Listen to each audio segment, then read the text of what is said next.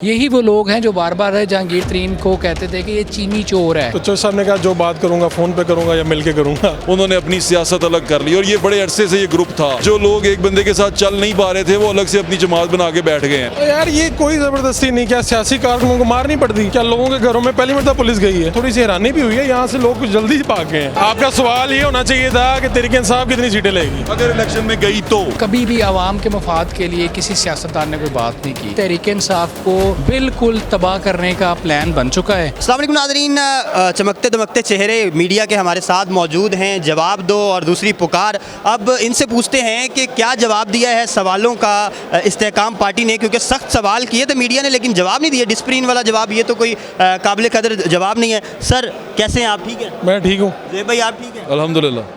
एक स्क्रीन को कैसा लग रहा है फेस करते हुए? एक समा, एक PNN। ये मेरा भाई है यार, इसके साथ तो मेरी तो दुआएं इसके साथ है। मुझे इसको देख के बहुत खुशी होती है। ठीक है, हमें भी खुशी होती है। फारूक भाई मुझे ये बताएं, फवाद चौधरी साहब की बॉडी लैंग्वेज कैसी लगी आपको? अभी तक एतमाद गेन कर सके हैं या नहीं?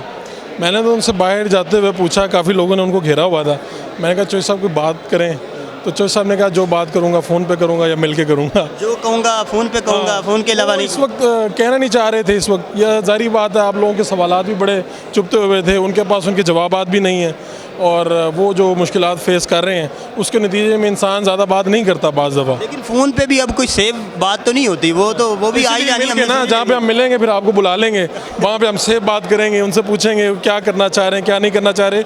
आपने कहा कि क्या जवाब दिया लोगों ने? लोग तो इधर सवाल सुन के चलते जा रहे हैं, जवाब तो कोई दे ही नहीं रहा। अकेली फिरदौस आशी कमान बैठी हैं, इसके अलावा यहाँ पे कौन जवाब दे रहा है? खड़े हुए हैं वहाँ पे शुएब सिद्दीकी साहब, उनसे पूछें आप क्या पूछना चाह रहे हैं। ठीक है। अच्छा मुझे ये बता दें कि आप क्या समझते हैं, जोड़ तोड़ के माहिर कहा जाता था जहांगीर तरीन साहब को, तो ये कैसे इस्तेहकाम लाएंगे? यार देखो, इस्तेहकाम या ना इस्तेहकाम ये तमाम बातें हैं। अभी आप ये देखो कि कुछ लोग एक पार्टी में थे, वो पार्टी में उनकी सियासत उस पार्टी के साथ चल नहीं रही थी, उन्होंने अपनी सियासत अलग कर ली और ये बड़े अरसे से ये ग्रुप था। वो ग्रुप अलग हो गया, अब उसने अपनी पार्टी अनाउंस कर दी है। पहले वो पार्टी अनाउंस नहीं करना चाह रहे थे।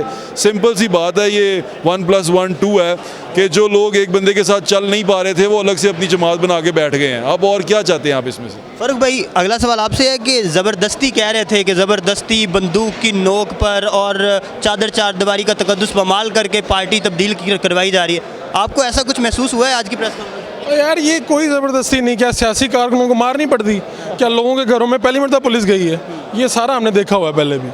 ये जिसने जो जल्दी कोई ये जवाब होते हैं ना, मैं आपको इंटरव्यू कर रहे हैं, मैं ना इंटरव्यू दूँ, मैं चला जाऊँ, मेरे पास जवाब आए। तो क्या इससे पहले पीपल्स पार्टी के लोगों ने, नून लीग के लोगों ने जेलें नहीं देखी? क्या बाकी पार्टियां MQM फलाना शरीफ साहब जो उनसे हैं पकड़े नहीं गए सड़े हवाई जहाज में? आपको पता है कितनी गारत गई थी उनको पकड़ने के लिए, उसको पकड़ के लेके आए सब लोग। को जब पकड़ा तो छलांगे लगा के अंदर गए, कुटारे से 12 बजे उसको नवाज साहब का दरवाजा तो सबके साथ ही हुआ ना। तो क्या उन्होंने अपनी पार्टियां छोड़ दी? क्या उन्होंने पार्टियां तब्दील कर ली? तो आप लोगों से अगर मिले ना, तो मैं सारे पार्टी टिकट होल्डर से मिलता था उस वक्त, मैं लोगों से पूछता था। उनको लोग कुछ कहते थे गद्दार पार्टी है नून लीग, गद्दार पार्टी है पीपल्स पार्टी। उन्होंने नहीं छोड़ी, कुछ लोगों ने छोड़ दी। तो अब यहाँ से तो थोड़ी सी हैरानी भी हुई है, यहाँ से लोग कुछ जल्दी ही भाग गए हैं। अच्छा, जल्दी कर दी। ये रुके हुए थे, मैं इस बात पे हैरान था, रुके क्यों हैं? वो जो हमेशा देर कर देता हूँ मैं, उसमें हमेशा जल्दी कर दी हूँ। हाँ, इन्हें ये जल्दी वाले लोग हैं। अच्छा सिर्फ मुझे आखिरी सवाल का जवाब देते जाएं और आखिरी सिर्फ ये बताएं, अगर इलेक्शंस होते हैं अक्टूबर में, इस्तेहकाम पार्टी कितनी कुछ सीटें लेती हुई नजर आ रही है आपको? दोनों के लिए आपका हाँ, इससे काम वाले से ये जवाब बेहतर नहीं कोई दे सकता।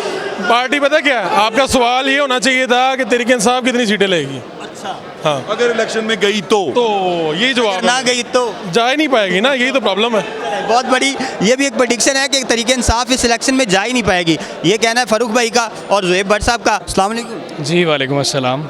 क्या ऑब्जर्वेशन रही आज की? आज सारी सूरत हाल आपने जो ऑब्ज़र्व की है, किस तरह का इस्तेहकाम चाहते हैं जहांगीर तरीन साहब इस मुल्क में?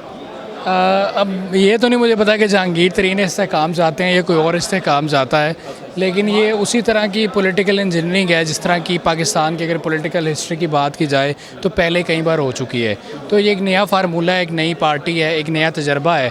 तो अब ये देखते हैं कि ये तजर्बा किस हद तक कामयाब होता है। तो कह सकते हैं ना आम अल्फाज में, चोरानू मोर पे आ गए। कहा जा सकता ये वही चीज़ है ना जो पहले हम देख चुके हैं। जहांगीर तरीन साहब पहले ये इमरान खान साहब के लिए करते थे, अब वो खुद के लिए कर रहे हैं। देखें, पाकिस्तान में यही तो बदकिस्मती है कि यहाँ पर कभी भी आवाम के मफाद के लिए किसी सियासतदान ने कोई बात नहीं की। एक टाइम था कि जब यही जो लीडरान सारे आज तरीन साहब के साथ बैठे हुए थे, इनकी गुफ्तगू से ऐसे लगता था कि इनसे ज़्यादा कोई पाकिस्तान का खैर खा नहीं है, और ये छीन के लेंगे आज़ादी, और इनको चोर भी नज़र आते थे, डाकू भी नज़र आते थे। जहांगीर तरीन जो हैं वो चीनी चोर भी नज़र आते हैं। जहांगीर तरीन के जो राइट लेफ़्ट बैठे हुए दाएँ बाएँ लोग, यही वो लोग हैं जो बार बार जहांगीर तरीन को कहते थे कि ये चीनी चोर है, ये डाकू है। आज लेकिन पता नहीं कौन सी मसलहत है, पता नहीं कौन सी तब्दीली आएगी उसके साथ बैठने के साथ। आप क्या समझते हैं इस दरख्त पे मजीद कितने को परिंदे आने की उम्मीद है? देखिए, कल हामिद मीर साहब का मैं एक शो सुन रहा था, उन्होंने कहा था कि जनाब उनकी गुफ्तगू से ये था कि जी तहरीक इंसाफ को बिल्कुल तबाह करने का प्लान बन चुका है, और इसके बाद 2 और फेजेस आने हैं। ये पहला फ़ेज़ था जिसमें ये तहरीक इंसाफ की जो क़यादत और जो टिकट होल्डर्स हैं वो शामिल हुए। इसके बाद एक और फेज़ आएगा जिसमें और लोग शामिल होंगे, और जो तीसरा फेज़ होगा वो इतना ख़तरनाक फेज़ होगा कि वो कुरैशी साहब को तो लेने से रहेगी, कि वो तहरीक इंसाफ को बिल्कुल वो जो है वो ख़त्म हो जाएगी। बाकी बात रही कुरैशी साहब की, देखें जैसे मैंने आपको बताया ना कि पाकिस्तान की सियासत के अंदर कुछ भी हरफ़े आकर नहीं हैं। और आखिरी बात कि आज की जो इस एक्टिविटी में जो इन्होंने सवालात नहीं ना लिए, अच्छा ये बड़ी हैरानगी वाली बहुत बात बड़ा है। सवाल है। ये बहुत बड़ा सवाल है। उसकी वजह ये है कि चूँकि इनके पास कहने को कुछ है ही नहीं।